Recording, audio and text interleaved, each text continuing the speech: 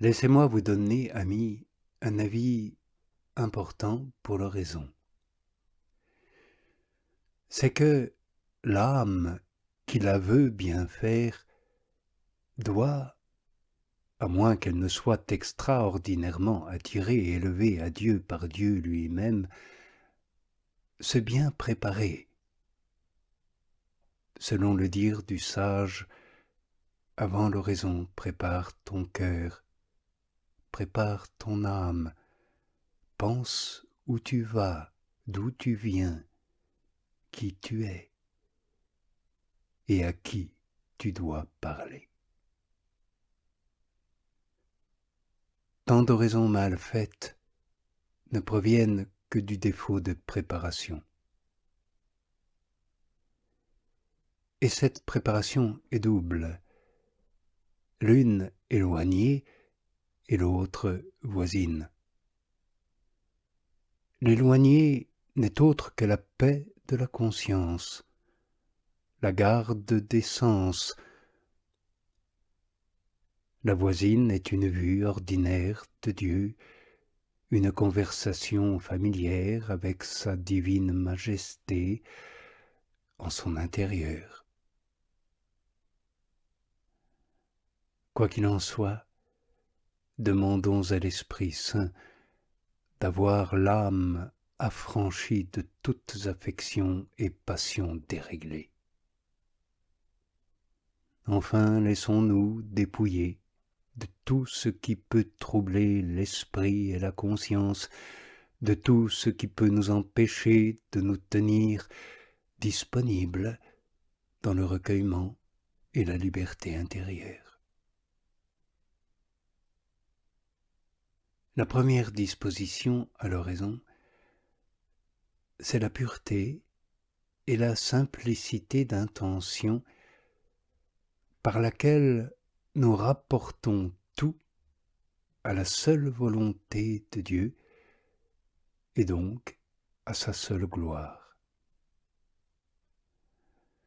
La seconde, un abandon sans réserve à cette volonté, un abandon de toutes nos puissances, de toutes nos facultés, nous rendant indifférents à tout ce qui peut nous arriver.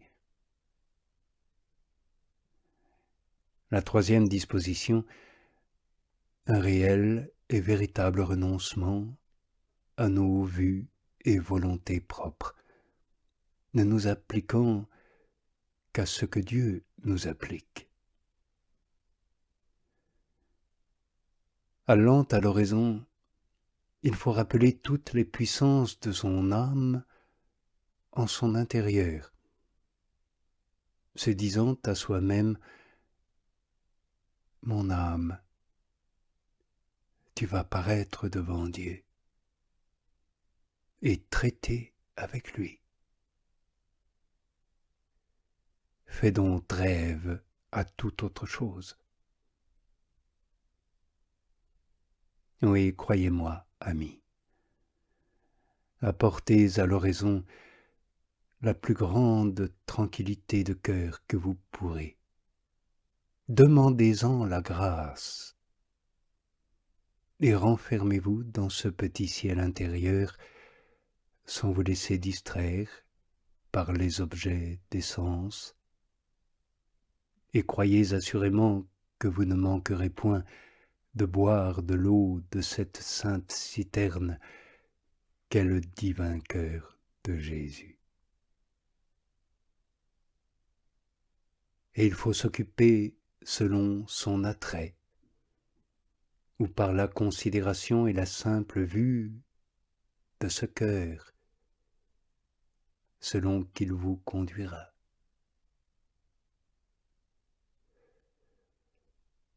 Pour se mettre en la présence de la Trinité sainte, du Dieu très haut, vous vous le représenterez, par exemple, remplissant tout l'univers. Vous le regarderez en tout lieu comme l'air que nous savons être partout.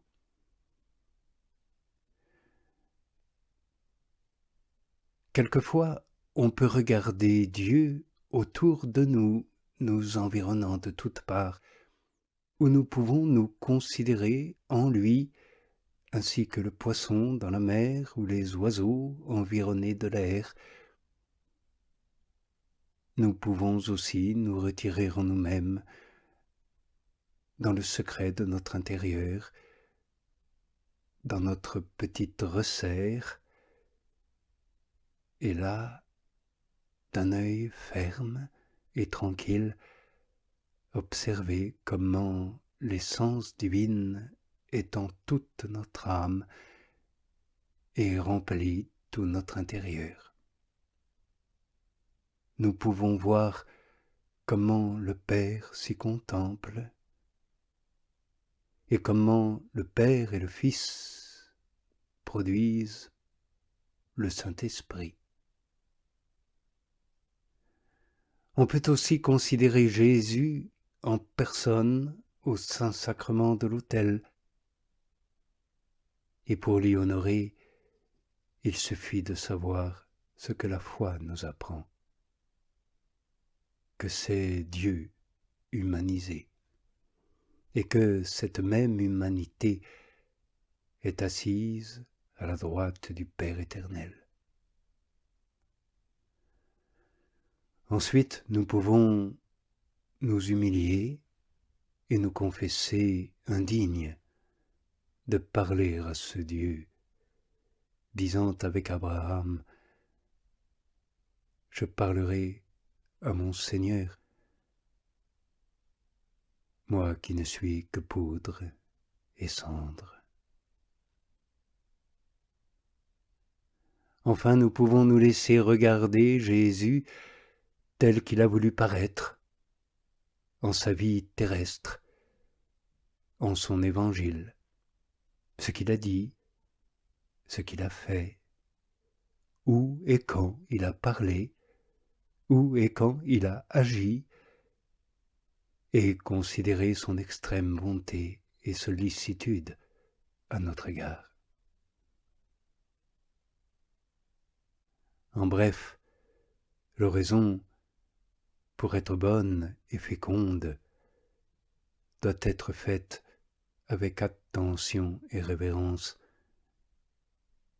Et à dire vrai, serait-il raisonnable que Dieu, devant qui les séraphins s'abîment de respect, exauçât une personne qui lui parle avec irrévérence et comme en plaisantant ou à la dérobée?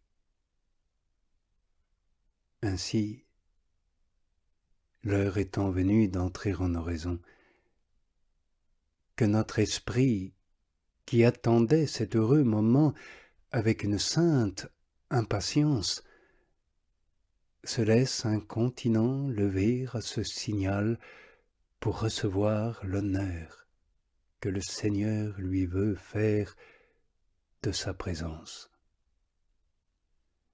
Puis, invoquer le Saint-Esprit, la Vierge Marie, son bon ange, ou prendre pour avocat de l'oraison Saint Joseph, ou Saint Jean-Baptiste, ou quelques saints chers à notre cœur, et leur demander de demeurer avec nous devant Dieu. Quoi qu'il en soit,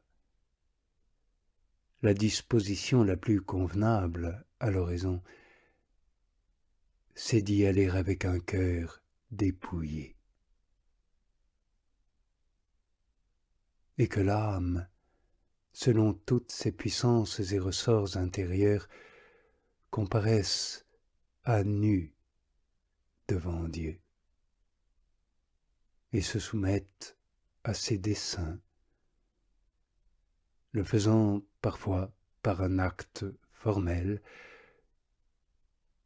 et un dessein renouvelé. Si vous êtes en méditation de quelques points de doctrine ou de quelques événements de la vie du Sauveur sur terre, il vous faut la conclure, amis, par 3 actions qu'il ne faudra jamais manquer d'accomplir. La première, c'est l'action de grâce. La seconde, l'offrande. La troisième, la supplication, par laquelle nous demandons l'assistance de Dieu pour exécuter les bonnes résolutions qu'il nous a inspirées.